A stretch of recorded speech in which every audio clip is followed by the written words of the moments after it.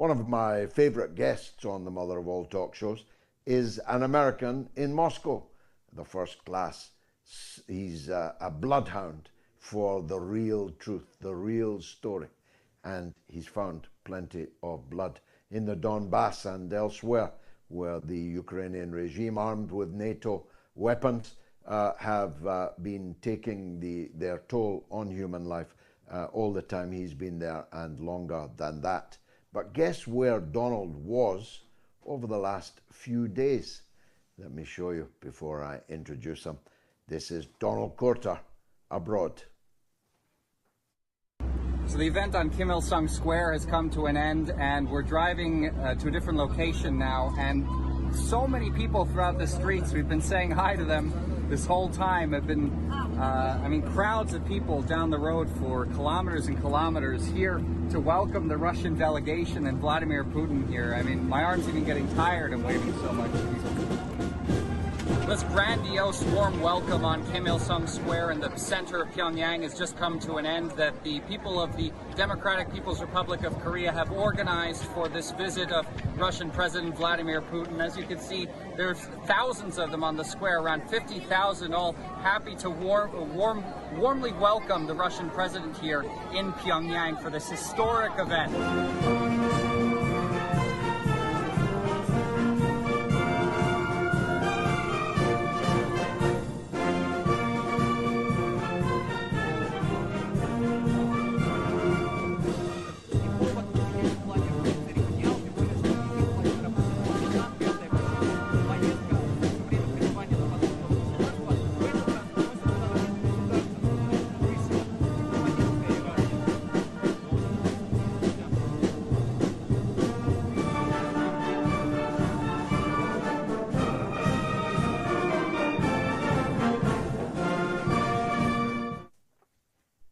Donald Courter, what an extraordinary event to have been a part of. First visit by President Putin to Pyongyang.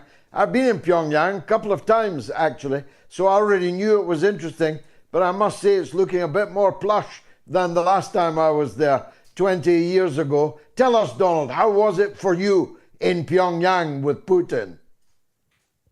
Yeah, well, George, I have to say I was absolutely really impressed. I mean, I obviously know that most of the stuff the West says about North Korea is just kind of propaganda, but I didn't expect, to be honest, the sort of modernity of the city. I mean, a lot of new buildings have sprung up as of recently. Our guides were telling us about it as well, and this was part of something that I read about. Kim Jong-un had already, actually probably around 10 years ago, started a sort of modern apartment complex construction project in mass in Pyongyang. And we saw the results of that, free housing to the people of Pyongyang, absolutely new.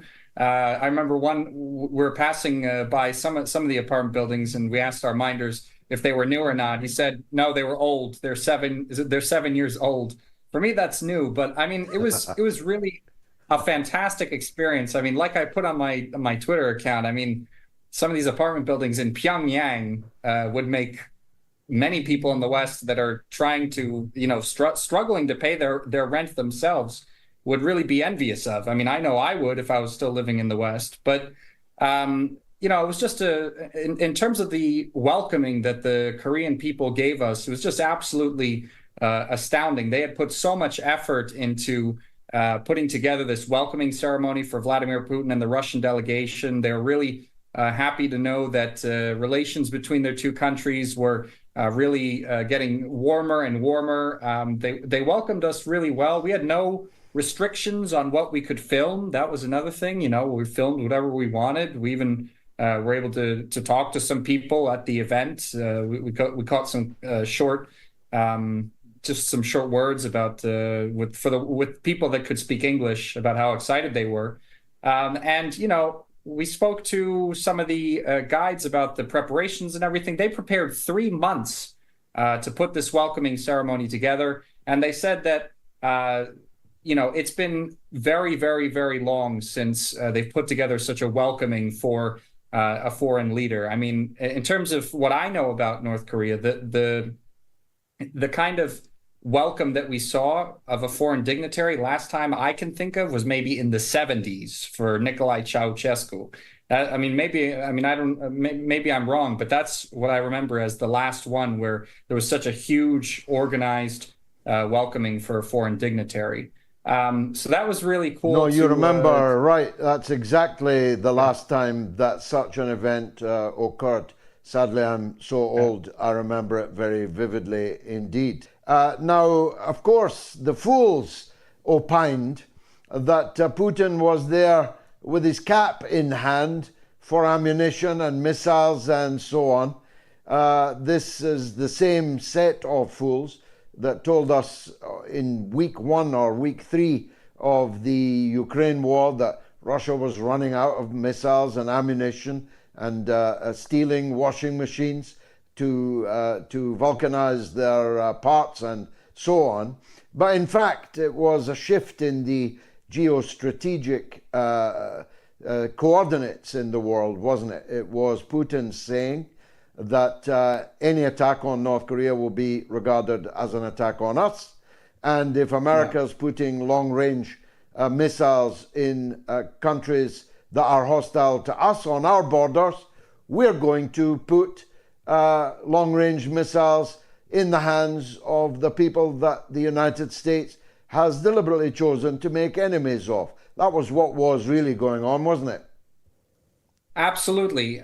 Kim Jong-un and Vladimir Putin, they signed what they're calling a comprehensive agreement on strategic partnership. But if you read the actual details of the document, what it really looks like, is an alliance, because the details of the document, what it really looks like, is an alliance, because there's a real, one of the main clauses is, like you said, basically a mutual defense pact, where if anyone attacks North Korea, Russia's going to come to their aid. And as well, it goes reverse as well. Obviously, Russia's in the Ukraine conflict already. So theoretically, this could even mean that North Korean troops would be, formally justified to enter into the Ukraine conflict. But I got to tell you, I was lucky enough to be at a press conference with Vladimir Putin at the second stop of his trip in Vietnam, where he addressed this possibility of North Korean troops being in Ukraine. The Russian president said that's not likely to happen because they've already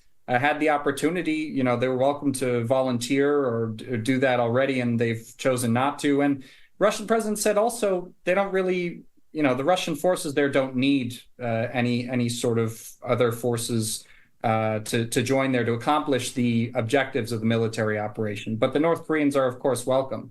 Like you said, George, the main thing, and Vladimir Putin also said this at the press conference he gave with Kim Jong-un, or the statement rather he gave after the signing of this agreement, is that this is in connection with the West supplying Ukraine with long-range weapons that they're using and allowing them to use deep within Russian territory. This is something we heard the former president of Russia, after the West started publicly approving of this use of long-range weaponry, the former Russian president, Dmitry Medvedev, said, we're going to start arming and aligning with anyone who's anti-American now as a response to this. And this is, I would say, part of that, an extension of that stance, that policy, where, North Korea and Russia are in the same boat. They're both fighting for multipolarity. They're both anti-imperialist, and they're both some of the most sanctioned countries in the world, Russia being the number one, North Korea now being either number 2 or number 3, I'm not really sure. So they're really in the same boat, and this agreement describes how they have to stick together in the new geopolitical climate. Well, of course, it's quite an achievement of statecraft, the very reverse of the Nixon-Kissinger statecraft, which was to keep China and Russia as far apart as possible. Current American statecraft has pushed China and Russia together to the point of inseparability, and now what we might call the Medvedev Doctrine, which can explain the presence of China in Nicaragua, the presence of China and Russia in Venezuela, the presence of Russian nuclear submarines off the coast of Cuba and therefore off the coast of Miami. it's kind of a big boomerang, this American policy, isn't it?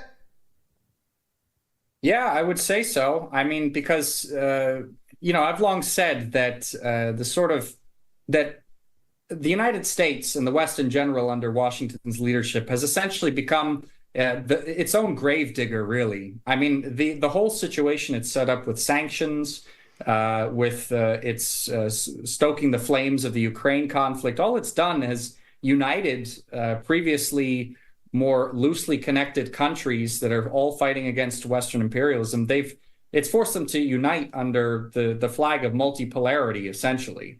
And also, it's caused, specifically sanctions have caused Russia's economy not to be damaged. It hasn't destroyed Russia's economy. Russia's economy is growing more than Western so-called experts had projected for the longest time. It's actually flourishing. It's in danger of overheating because it's moving forward so quickly. And all that's happened is that the economy has become more independent, actually, from Western companies. Because when all these Western companies left Russia, all they did was allow Russian companies that were there to substitute them. They just moved into the market where there was a vacuum left from the Western companies. So actually, when this is all over, and it's going to be over at some point, I mean, unless there's going to be the unthinkable situation of nuclear war, this is all going to calm down, and eventually, Western companies, there's going to be some sort of detente. Western companies might want to come back to Russia, and they're going to have huge competition with these Russian companies that had already filled their market share. So really, like I said, I mean, this is really the West being its own gravedigger. And like what we saw in this agreement that the DPRK and Russia signed, right? If the West had not allowed Ukraine, or even sent Ukraine long-range missiles and allowed Ukraine to strike targets within Russia, like this horrible attack that we saw today take place in Crimea, then we wouldn't see, we probably wouldn't see Russia and the DPRK making agreements like this. I mean, they wouldn't need to. Quite so. I've spoken in my monologue about the attack on Crimea. I'd like your take on the terrorist attack in Dagestan, which, by the way, is still continuing. 40 Christians have been taken hostage inside a Russian Orthodox church. The synagogue is in flames. At least one priest has had his throat slit and murdered and left lying in his church, in the pulpit. This is a serious second one in a few months, serious assault by people who very obviously are doing the United States bidding, isn't it? Yeah, I mean, it's also another horrific attack. I mean, today has been really bad in terms of both of these attacks happening so close together. I mean, the multitude of attacks that have happened in Dagestan and the Crimea strike that killed civilians. But I mean, I would say that it would come as no surprise that this is somehow connected to the West. I mean, if we look back at the Crocus City Hall massacre, I mean, that was, according to Russian intelligence and the Russian investigation that was committed, that was Ukraine and the West in general using basically ISIS proxies to carry out a terrorist attack. And this is something that's nothing new, really. I mean, for the longest time in Syria, the United States and ISIS were connected in operations there. We all know that. And so this is likely to be a similar situation in which Muslim fundamentalist or Islamist, rather, forces are used as proxies, probably by, Kiev or somehow connected to Western intelligence services. But it's just another example of how the Ukrainian military, the Ukrainian state, and the West in general are just getting so desperate that they have to commit horrible attacks, terrorist attacks, and kill civilians. I mean, it's like the same thing with the murder of Daria Dugina, the attempt on Prilepin, killing journalists that are not combatants, right? I mean, they have a whole list, Mirotvorets, which I'm on, by the way, and I'm sure you are on too, George. I'm not sure, but I wouldn't be surprised. We're both on it, Donald. It's one of many things that connects us. Yeah, I mean that's a Now, list of look, people that how will Russia Ukrainians want to kill. respond to this, Donald? How will Russia respond? Will they respond only against Ukraine or against for example, the ATACMS that hit the beach in Crimea today were programmed by Americans? That's the only way that they can be fired. Will they respond by hitting the people who make these terrorist attacks possible, or will they respond horizontally? I mean, I'm thinking in Syria, for example. It would be perfectly legitimate for the Russian forces in Syria that are legitimately present as guests of the legitimate government of Syria. Would it be possible that that Russia will start to be tougher with Israeli attacks on Syria, for example, which continue more or less weekly? Well, obviously we're going to have to wait. I mean, these attacks in Dagestan are really fresh. We don't know what kind of statements are going to come out by the Russian government. But the way I would like to see the reaction, the kind of reaction I'd like to see is like, I mean, open support really for organizations like Hezbollah or Palestinian liberation movements that are trying to fight against the genocide that Israel's committing with the backing of the United States. I mean, if we're talking about Russian policy of supporting any groupings in the world that are fighting against Western imperialism, then, I mean, after North Korea, the next logical step would be to support these organizations that are fighting against Israel and their illegal occupation and their genocide. That, I think, would be the best thing for the best way for Russia to respond to this. But I think Russia's still trying to take a more diplomatic approach to the situation, although it's becoming less and less possible for Russia to do that because Israel really itself is alienating Russia from having any sort of possible diplomatic connection to them. And also, you know, Ukraine and Israel are getting closer and closer as time goes on.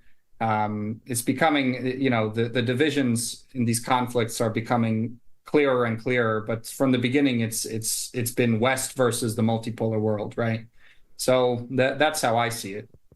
Well, I tell you, Donald, do mention it to anyone that you bump into with influence in Moscow.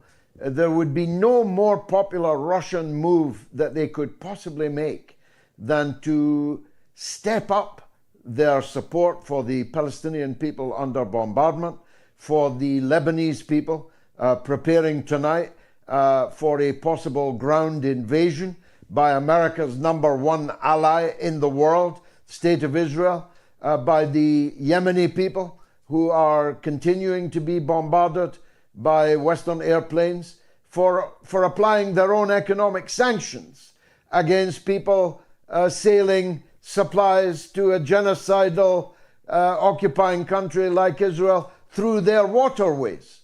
Do pass it on, please. Yeah, because I know you I have will. I'm right there with you, of the George. important in the Kremlin. Thank you, Donald Korta, as always, award-winning journalist, host of the Revolution Report.